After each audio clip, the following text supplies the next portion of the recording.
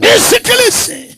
Biblia inazungumza kitabu cha Yohana. Mungu alipotazama ulimwengu, alipomtazama mwanadamu, akaona hakika vile shetani anavyoshambulia watu, vile shetani anavyoshambulia maisha ya watu, Mungu akasema ngoja nilete kiboko yao.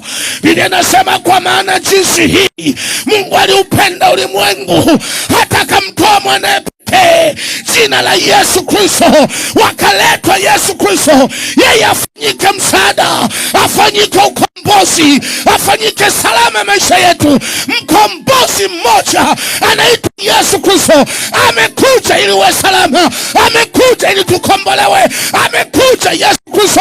Kwa jina la Yesu Kristo tunakombolewa, kwa jina la Yesu Kristo tuko salama.